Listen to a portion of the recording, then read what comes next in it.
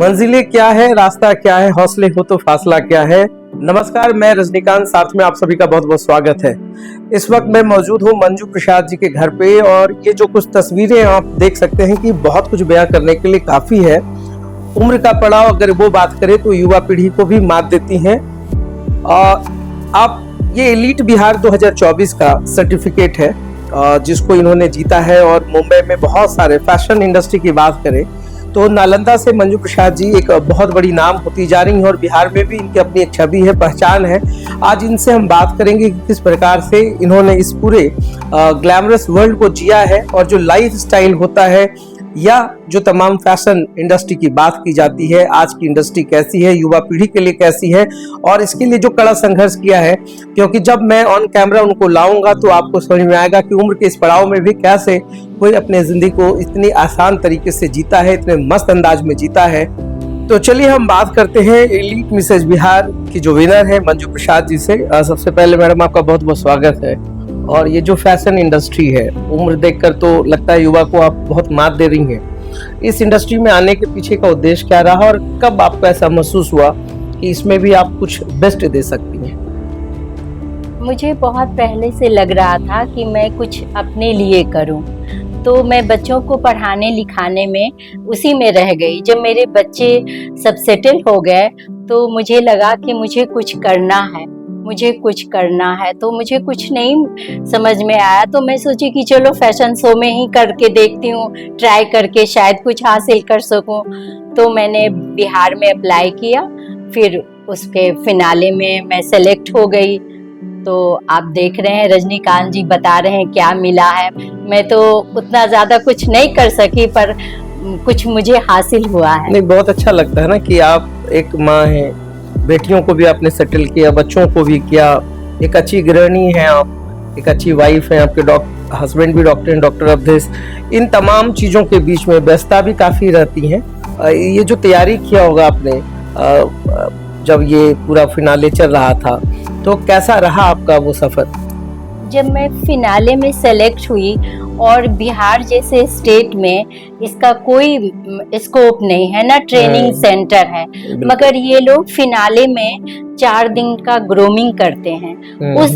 उस दरमियान वो मुझे जो सिखाए 4 दिन के दरमियान, वही मैं सीखी हूँ और उसके बाद रैंप पे उतरी हूँ।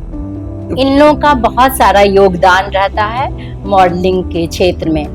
ये जो आप बता रही हैं मिसेज एलीट बिहार, इससे पहले भी किसी फैशन शो में आपने हिस्सा लिया? नहीं, ये मेरा पहला फैशन शो में गई और ये 55 प्लस वाले को मिलता है। तो घर वालों का रिएक्शन फिर कैसा रहा होगा? मतलब अचानक से एक नया काम आपने शुरू किया और वो भी फैशन इंडस्ट्री। मेरे घर वाले किसी चीज के लिए मना नहीं करते, चाहे जो, क्योंकि मेरा जो लाइफ स्टाइल है, मैं घर का सारा काम करती हूँ और उन्होंने कभी इसके लिए मुझे मना नहीं किया। यहाँ तक कि उन्होंने मुझे प्रोत्साहित ही किया। नालंदा, चूंकि ये तो ज्ञान की भूमि है और नालंदा ने बहुत लोगों को पैदा किया है। एक नई युवा पीढ़ी अगर आपको देख रही होंगी आज, तो उनको भी लगता होगा कि जब इस उम्र में मंजू प्रसाद जी कर सकती तो मैं क्यों नहीं। युवा पीढ़ी के लिए बहुत सारे ऑप्शन हैं। ऐसे तो फैशन शो में भी जा सकती हैं, फैशन डिजाइनिंग में इसका बहुत ज़्यादा उन लोगों का स्कोप है। मॉडलिंग है, ये सब कर सकती हैं और भी दूसरे लाइन में जा सकती हैं। मगर हमारी उम्र की महिलाएं जो चाहती हैं कि अब मेरा 55 प्लस हो गया, 60 हो गया, अब मैं कुछ कर नहीं सकती, मैं घर बैठ जाऊं, मैं उनसे करती हूँ कि वो अगर इच्छा रखती हैं तो हर वो काम कर सकती हैं जो यंग लोग करते हैं, जो 30-40 प्लस वाले करते हैं। मैं तो वो करके देखी हूँ। हालांकि इस स्टेज में आने में थोड़ा डर महसूस होता है, पर थोड़ा सा इच्छा शक्ति होने से आदमी, जुनून, सबसे बड़ा चीज जुनून है, वो होने से आदमी कुछ भी हासिल कर सकता है। मिसेज एलीट बिहार से मिसेज एलीट इंडिया, ये कब देखने को मिलेगा? मेरा बेटा जो मुझे बहुत सपोर्ट करता है, doctor Siddharth, DM cardiologist, gold medalist है, वो अभी कहता है मम्मी तुम इंटरनेशनल में जाना, इंटरनेशनल में जाना, तुम इंग्लिश सीखो। मैं बोली कि देखो बेटा अब मैं इंग्लिश तो सीख नहीं सकती, इंट्रो इंग्लिश में दे दूंगी।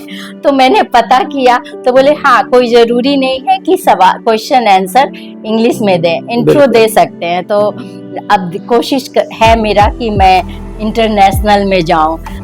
ये जो गवई माहौल रहा है बिहार शरीफ का, फिर आज तो नगर निगम हो गया, और आप जिस वक्त आई बिहार शरीफ में या जिस वक्त आपकी शादी हुई तब से लेकर अब तक का जो सफर रहा है, इसमें आपने बहुत सारी चीजों को भी देखा होगा। क्या लगता है वाकई बिहार बहुत बदल गया है?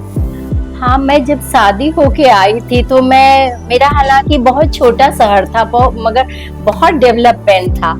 यहाँ तो लोग, मैं डरती थी, मैं घर से बाहर नहीं निकलती थी। शादी के 25 साल बाद फिर घर से बाहर निकलना शुरू किया। अब तो बिहार वो बिहार ही नहीं है। बिहार में इतने सारे चीज हो गए, और खासकर राजगीर तो मैं खुद जाती हूँ तो मुझे पता नहीं लगता है ये मेरा घर राजगीर में है। मैं अपने आप को बहुत गौरवान्वित महसूस करती हूँ कि मैं बिहार में हमारी शादी होके आई हूँ, और वो भी नालंदा डिस्ट्रिक्ट में। अब चूंकि आपके पास सब कुछ है, समृद्धि है, नई पीढ़ी को इस फैशन इंडस्ट्री में आगे बढ़ाने के लिए आपकी तरफ से क्या योगदान होगा, और आप किस तरीके से लोगों को ट्रेन करेंगे? मैं आजकल की बच्चियां तो चाहती हैं कि मैं फैशन शो में जाऊं। अगर ट्रेनिंग सेंटर यहाँ खुलता है तो बच्चों लोग के लिए बहुत मॉडलिंग के लिए ऑप्शन है। अब ट्रेनिंग सेंटर नहीं होने से काफी दिक्कतें होती है, वो कैसे करें? तो आपको भी हुई होंगी? मुझे तो बहुत दिक्कतें हुई। मैं तो इसीलिए बिहार का मैं अप्लाई किया। ऐसे मेरा 55 प्लस मुंबई का था जो मैंने पहले अप्लाई किया और सेलेक्ट हुई, और बिहार तो मैं बाद में ट्रेनिंग के लिए ही। मगर यहाँ बिहार और मुंबई में बहुत अंतर है। दोनों का सिखाने का, ग्रूमिंग का अलग अलग तरीका है। मुंबई का बहुत अच्छा है। मैं चाहती हूँ कि अगर मेरे पास टाइम रहा या कभी टाइम हो सके तो मैं पटना में एक ट्रेनिंग सेंटर ऐसा खोलूं, ताकि नए युवा को मतलब इसमें वो ट्रेनिंग लेके अच्छा मॉडलिंग कर सकें, वो आगे बढ़ सके। किस सवाल ने आपके स्कोर को बहुत ज्यादा बढ़ा दिया था पूरे फिनाले में? उसके बाद आप जब ऑडिशंस दिया आपने, फिर आप फाइनल स्टेज पे आई, फिर आप विनर हुई, वो कोई एक ऐसा सवाल जिसने आपके स्कोर को काफी बढ़ाया हो? मुझसे सवाल पूछा गया कि आप अपने बीते साल में जाइए और कौन से एज में आप अभी रहना चाहेंगे। तो मुझे लगा मैं यंग में जाऊं, फिर के नहीं। तो मैं बोले कि मैं बच्चा बनना चाहती हूं, क्योंकि मैं एक गांव एडॉप्ट की हूं। वो दलित गांव है और वहाँ के बच्चे मुझे बहुत अच्छे लगते हैं।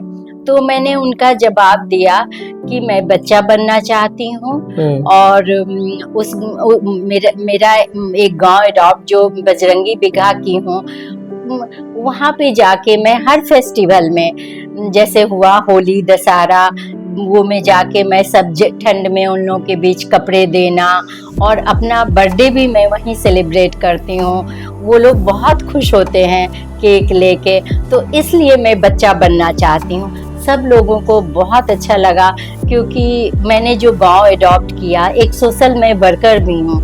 वो शायद किसी क्लब से भी आप जुड़ी हुई हैं?